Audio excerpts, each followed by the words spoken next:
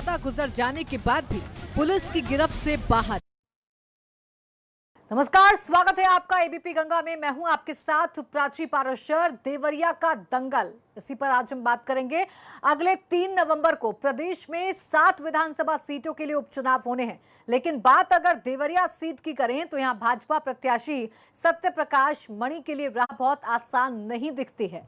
आखिर हम ऐसा क्यों कह रहे हैं, इसकी पूरी रिपोर्ट हम आपको दिखाएंगे। लेकिन ये जो उपचुनाव होने जा रहे हैं, उत्तर प्रदेश की 7 विधानसभा सीटों पर उपचुनाव होने जा रहे हैं, और इन उपचुनावों में अगर बात करें तो जहां एक तरफ भाजपा के लिए ये नाक का सवाल हो जाता है, क्योंकि भाजपा को हर हाल में अपनी सीटों को जीतना है, तो वहीं दूसरी तरफ जो विपक्षी पार्टी हैं उनके लिए भी ये जो चुनाव है वो अपनी तैयारियों को जांचना पर रखना है। 2022 से पहले इन उपचुनावों को अगर सेमीफाइनल कहा जाए तो गलत नहीं होगा, क्योंकि इन चुनावों में जहां भाजपा भी देखेगी कि उसकी नीतियों ने, उसकी योजनाओं ने कितना असर किया है लोगों में, तो विपक्षी पार्टियां भी अपनी रणनीतियों को जांचेंगी, परखेंगी।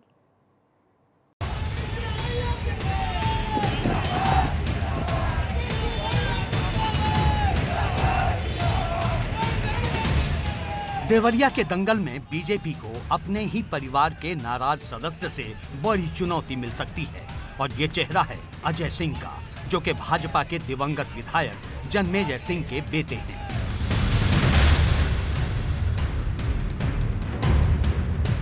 ऐसा माना जा रहा था कि जन्मेजय सिंह के निधन से खाली हुई सीट पर उनके बेटे अजय सिंह को टिकट मिल सकता है, लेकिन ऐसा नहीं हुआ, तो अजय सिंह और उनके खेमे में भारी असंतोष देखा जा रहा है।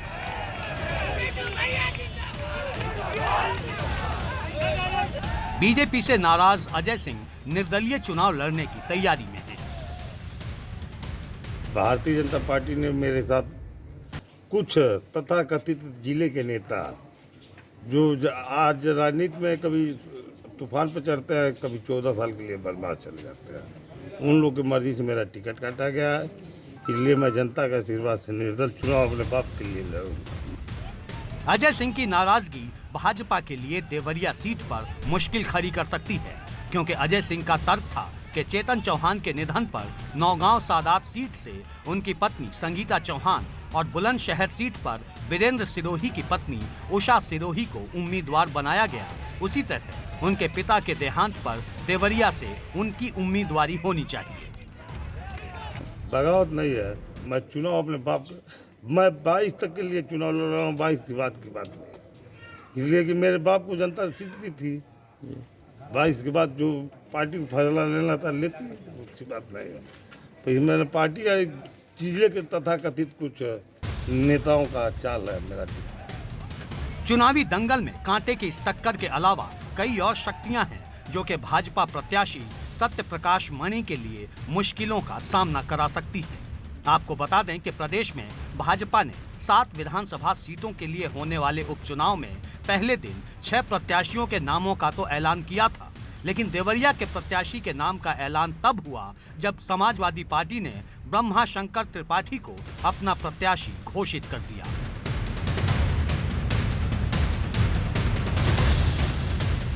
समाजवादी पार्टी के उम्मीदवार पूर्व मंत्री ब्रह्मा शंकर त्रिपाठी इलाके में ब्राह्मण चेहरा रहे हैं और दिग्गज सियासी खिलाड़ी भी, तो वहीं सत्य प्रकाश मणि भी भाजपा प्रबुद्ध प्रकोष्ठ से जुड़े रहे हैं और इलाके में जाने माने प्रोफेसर की शख्सियत रखते हैं।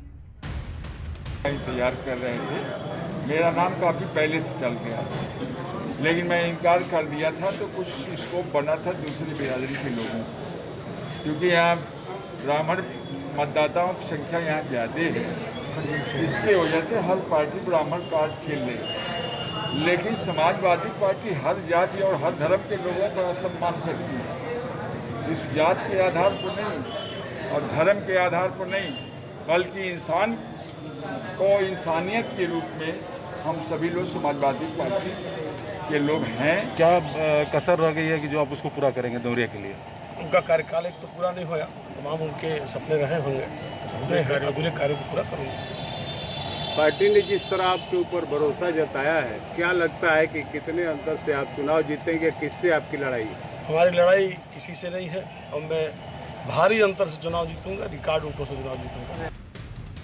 लेकिन इतना ही नहीं, भाजपा प्रत्याशी सत्य प्रकाश मणि को निर्दलीय उम्मीदवार अजय सिंह और सपा के प्रत्याशी ब्रह्मा शंकर त्रिपाठी के अलावा बहुजन समाज पार्टी के अभय त्रिपाठी और कांग्रेस के प्रत्याशी मुकुंद भास्कर मणि की चुनौतियों का भी सामना करना पड़ेगा।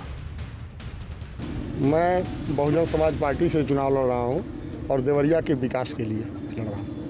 क्या होगा उद्देश्य? क्या उद्देश्य? उद्देश्य पहला तो यही है कि देवरिया का विकास किया जाए और सर्व समाज के सम्मान की रक्षा की जाए। आज आप क्या करने जा रहे हैं? आज मैं पर्चा दाखिला करने जा रहा हूं और देवरिया की जनता जाग चुकी है मेरे समर्थन में और इस बार कुछ नया परिवर्तन देवरिया को दिखेगा। गौरतलब है कि देवरिया समेत यूपी की 7 सीटों पर 3 नवंबर को उपचुनाव होने हैं और 10 नवंबर को सभी सीटों के नतीजों का ऐलान किया जाएगा। लेकिन ऐन चुनाव से कुछ दिन पहले हाथरस, बाराबंकी और बलिया जैसे कांड में भाजपा की जिस तरह से किरकिरी हुई है और ऊपर से देवरिया में खास तौर पर अजय सिंह की नाराजगी का सामना करना पड़ा है, ऐसे में सवाल उठना लाजमी है कि क्या देवरिया में भाजपा की जीत की राह आसान होगी। एबीपी गंगा के लिए देवरिया से संजीत शाही की